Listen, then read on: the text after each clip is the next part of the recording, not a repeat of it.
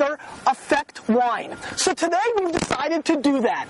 It's snowing and it's icing and it's sleeting, and we're really going to try to figure out how this weather is going to affect my palate as I try these wines. So let's get right into it as my hand is... Okay, so let's get right into it. And we're starting with the 2005 Molly Duker 2 left feet and 2005 vintage and 93 points, $23, 94 points, Robert Parker. Now, the Molly Duker brand has exploded. Obviously, a lot of people have been looking for these wines. Huge following. Great color on this wine. Sparky and Sarah Marquis have left Marquis Phillips and have done this brand, Molly Duker, and it's got a lot of excitement. So let's get right into it. Great round cherry flavors coming through. Really nice cassis flavors coming through as well. I will admit that the weather is affecting me because it's a little tough to smell in comparison to being in the office.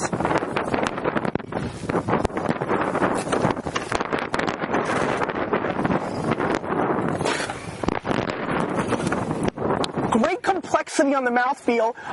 Great terroir driven, like a great raspberry cassis, over the top, cranberry flavors coming through as well. Really cold cedar box flavors are coming through as well. This is a new world explosion. So all old world fans, you're going to leave the premise.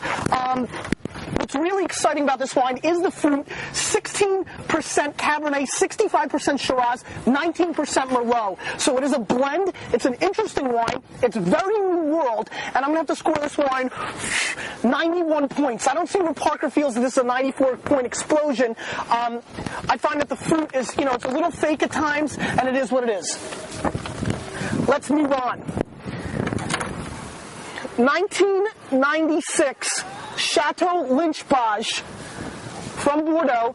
This is $115 right now, and it's rated 94 points by Parker, 70% Cabernet, 10% Cab Franc, and 5% Malbec and Petit Verdot. Classic Bordeaux. Chateau Lynch-Bage is a legendary winery. This has a really nice color, really dark color, little brown edges.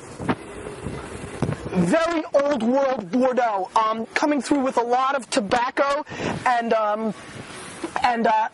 real dark cherry flavors. Also has a hint of cinnamon on the nose, which is nice. I can smell this wine much more than the last wine, so that's good. I'm adjusting to the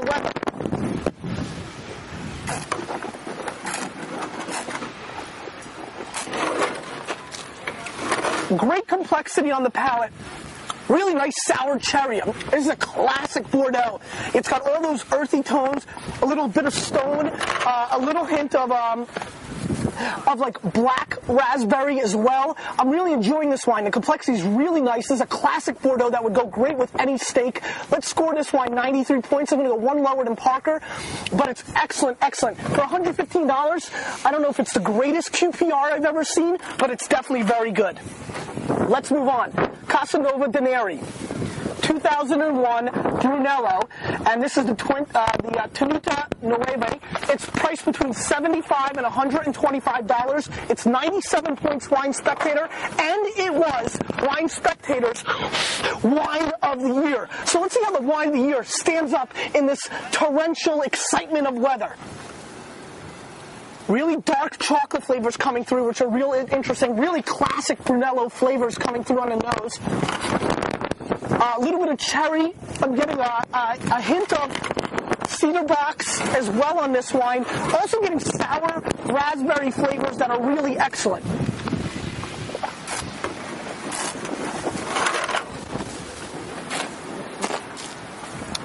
Really great complexity on this wine.